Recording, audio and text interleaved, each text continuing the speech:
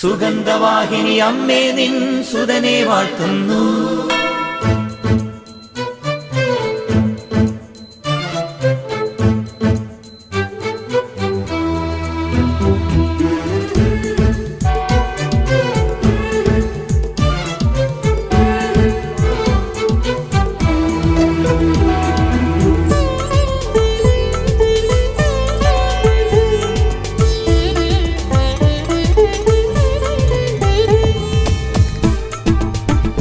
സ്നേഹമുള്ള സഹോദരങ്ങളെ, പ്രഭാതവന്ദനം.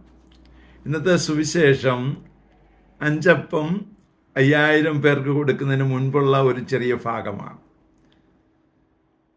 അപ്പോൾ അതുമായിട്ട് സംബന്ധിക്കുന്ന ഒരു ചെറിയ കാര്യമാണ് ഞാൻ നിങ്ങളോട് പറയാൻ ആഗ്രഹിക്കുക.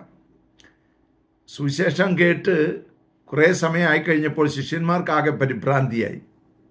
ശിഷ്യന്മാർ വന്ന് ഈശോയോട് പറഞ്ഞു, ഇവരെ പെട്ടെന്ന് പറഞ്ഞു വിട്, കാരണം 3-4 ദിവസമായിട്ട് നിൻ്റെ കൂടെ ഇരിക്കുകയാണ്. നിൻ്റെ കൂടെ 3-4 ദിവസമായി ഇരുന്നവർ പുറത്തു പോയി എന്തെങ്കിലും ഭക്ഷണം മേടിച്ച് കഴിക്കട്ടെ. ശിഷ്യന്മാർ ഈശോയോട് പറയുമ്പോൾ ഈശോ പറയുകയാണ്, നിങ്ങൾ വേണം അവർക്ക് ഭക്ഷണം കൊടുക്കുവാൻ. സ്നേഹമുള്ള സഹോദരങ്ങളെ, അവരിപ്പോൾ 3-4 ദിവസമായിട്ട് വചനം കേട്ടുകൊണ്ടിരിക്കുക.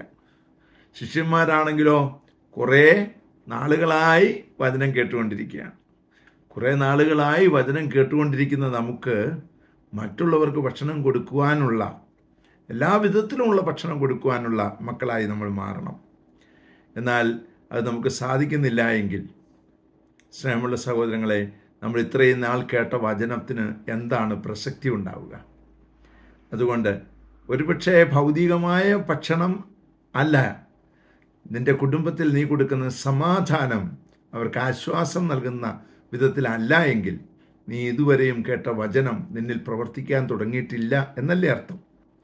അതുകൊണ്ട് വചനം കേട്ട് നമ്മിലൊരു പ്രവർത്തനം നടക്കുവാൻ നമുക്ക് ആഗ്രഹിക്കാം, അതിനായി പ്രാർത്ഥിക്കാം.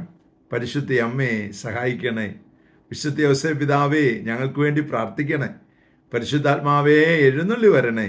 പരിശുദ്ധ പരമ ദിവ്യകാരുണ്യത്തിന് എന്നേരവും ആരാധനയും സ്തുതിയും പുകഴ്ചയും ഉണ്ടായിരിക്കട്ടെ. ആമേൻ.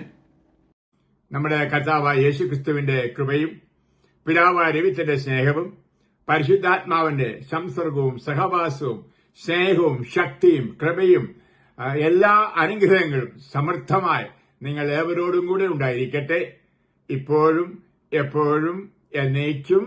ആമേൻ.